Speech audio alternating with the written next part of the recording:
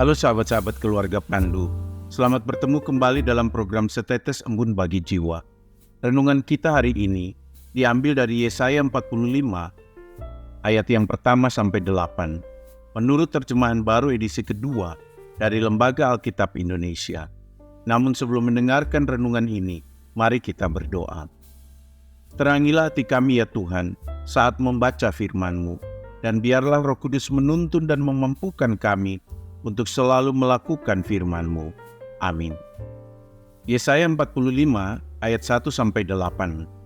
Beginilah firman Tuhan.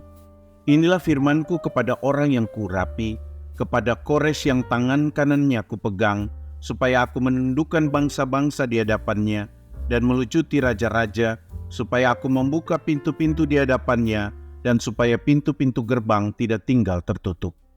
Aku sendiri berjalan di depan-Mu dan hendak meratakan gunung-gunung. Aku hendak memecahkan pintu-pintu tembaga dan mematahkan palang-palang besi. Aku akan memberikan kepadamu harta benda yang terpendam dan harta kekayaan yang tersembunyi, supaya engkau tahu bahwa akulah Tuhan Allah Israel yang memanggil engkau dengan namamu. Oleh karena hambaku Yakub dan Israel, pilihanku, maka aku memanggil engkau dengan namamu dan memberimu gelar, sekalipun engkau tidak mengenal aku. Akulah Tuhan dan tidak ada yang lain, kecuali aku tidak ada Allah. Aku telah mempersenjatai engkau, sekalipun engkau tidak mengenal aku, supaya orang tahu dari terbitnya matahari sampai terbenamnya, bahwa tidak ada yang lain kecuali aku. Akulah Tuhan dan tidak ada yang lain, yang menjadikan terang dan menciptakan gelap, yang menjadikan damai sejahtera dan menciptakan malapetaka. Akulah Tuhan yang membuat semuanya ini. Hai langit, teteskanlah keadilan dari atas, dan baiklah awan-awan mencurahkannya. Baiklah bumi membuka diri dan bertunaskan keselamatan, dan baiklah ditumbuhkannya keadilan. Akulah Tuhan yang menciptakan semuanya ini. Sahabat-sahabat keluarga Pandu yang berbahagia, di Indonesia kita biasa melihat seorang pejabat diberi gelar kehormatan dari sebuah daerah yang biasanya diberikan hanya kepada tokoh-tokoh tertentu yang asli berasal dari daerah tersebut. Sehingga lama-kelamaan muncul kesan bahwa gelar tersebut bukan lagi sesuatu yang istimewa karena bisa diberikan kepada orang dalam jabatan atau pangkat tertentu. Begitu pula, gelar bangsawan keraton juga bisa diberikan kepada seseorang dari luar keraton yang tidak memiliki darah atau jalur keturunan bangsawan.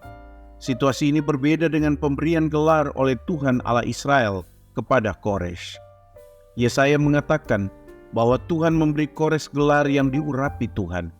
Ini adalah gelar yang biasa diberikan kepada raja-raja Israel atau imam atau nabi. Menjadi yang diurapi Tuhan berarti melaksanakan tanggung jawab yang diberikan Tuhan kepadanya. Menjadi yang diurapi Tuhan juga berarti berada di dalam kuasa dan kendali Tuhan. Yesaya menegaskan hal ini dengan mengatakan bahwa Tuhan memegang tangan kanan Kores.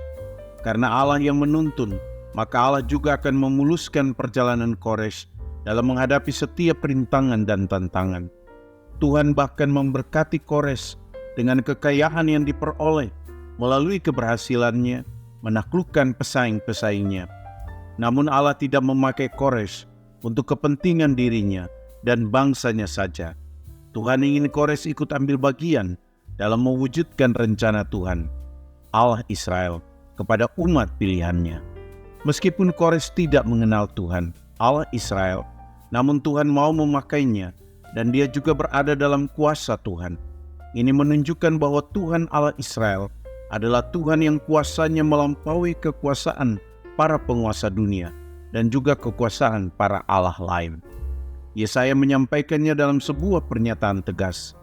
Akulah Tuhan dan tidak ada yang lain. Kecuali aku, tidak ada Allah. Tuhan Allah Israel adalah Tuhan yang berdaulat atas sejarah kehidupan manusia dan yang bisa memakai siapa saja untuk mewujudkan rencananya demi keselamatan manusia umumnya dan umat pilihannya khususnya.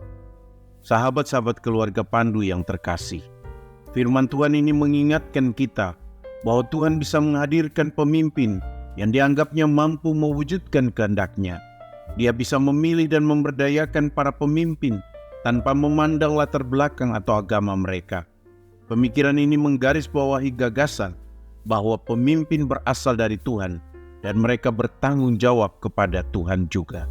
Ini mengingatkan kita pada pernyataan Rasul Paulus dalam Roma 13 ayat 1. Sebab tidak ada pemerintah yang tidak berasal dari Allah, dan pemerintah-pemerintah yang ada ditetapkan oleh Allah.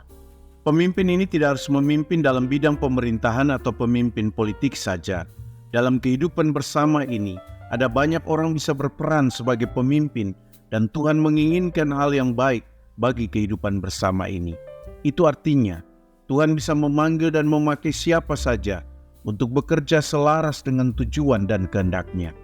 Karena itu, para pemimpin dalam menjalankan tugasnya harus mencari hikmat kebijaksanaan dari Tuhan, serta bersikap rendah hati dalam proses pengambilan keputusan mereka, mengakui bahwa tanggung jawab mereka adalah untuk melayani kebaikan bersama dan memajukan nilai-nilai kerajaan Allah, yaitu keadilan, belas kasihan, dan kebenaran. Para pemimpin juga harus melakukan tugasnya dengan tetap menaruh hormat kepada Tuhan dan tidak menempatkan kuasanya lebih besar dari kuasa Tuhan. Itu berarti bahwa pemimpin juga harus selalu dekat dengan Tuhan, selalu berada dalam perjumpaan dengan Tuhan. Ini bukan soal pemimpin yang rajin beribadah atau rajin melakukan tanggung jawab keagamaannya, tetapi pemimpin yang tahu kehendak Tuhan dan melakukan sepenuhnya kehendak Tuhan, menempatkan kehendak Tuhan itu di atas kehendak-Nya sendiri. Karena Tuhan bersifat universal dan merangkul siapa saja, maka seorang pemimpin juga dipanggil untuk mempromosikan nilai-nilai universal, termasuk kebebasan beragama, menghormati perspektif yang beragam, dan menciptakan ruang yang inklusif untuk pertumbuhan rohani atau iman seseorang. Begitu pula seorang pemimpin dipanggil untuk membuat kebijakan dan inisiatif yang mendorong kesejahteraan dan perkembangan semua anggota masyarakat, bekerja menuju visi keadilan, perdamaian, dan kemakmuran bagi semua. Seorang pemimpin yang dituntun oleh Tuhan tidak berarti tidak akan mengalami masalah. Namun, dalam menghadapi berbagai masalah di tengah tugas dan tanggung jawabnya, seorang pemimpin diingatkan untuk selalu mencari Tuhan, selalu mencari kehendak Tuhan, dan membuat keputusan-keputusan penyelesaian masalah yang sesuai dengan kehendak Tuhan. Percayalah bahwa dalam kesulitan, dalam tantangan seberat apapun, Tuhan akan menyertai seorang pemimpin yang dipilih dan dipakainya. Dalam konteks Indonesia, pemimpin Indonesia dipanggil untuk mengatasi masalah-masalah mendesak yang dihadapi bangsa ini, seperti kemiskinan, korupsi, kerusakan lingkungan, layanan pendidikan, dan kesehatan dan kesenjangan sosial. Pemimpin Indonesia harus bersikap adil kepada semua umat beragama dan tidak mendukung konsep-konsep keadilan yang didasarkan atas prinsip mayoritas dan minoritas. Jangan hanya memihak kepada agama tertentu saja. Untuk itu, pemimpin harus mempromosikan dialog dan kerjasama antara agama, serta memerangi intoleransi dan diskriminasi agama. Dengan demikian, para pemimpin Indonesia harus berusaha mewujudkan visi Tuhan bagi bangsa ini, yaitu masyarakat yang penuh dengan keadilan, kebenaran, dan berkat, di mana semua warga negara memiliki hak yang sama untuk hidup dan berkarya di bumi Indonesia ini. Mari kita berdoa. Terima kasih ya Yesus Kristus, untuk para pemimpin yang Kau hadirkan dalam hidup kami. Roh Kudus, tuntunlah para pemimpin kami, agar mereka hidup dan berkarya sesuai dengan kehendak-Mu. Tolonglah kami juga untuk bersikap kritis dalam mendukung kerja para pemimpin kami. Demi Kristus Sang Pemimpin kami berdoa. Amin. Teruslah membangun iman dan mengelola hidup bersama. Tuhan Yesus memberkati kita.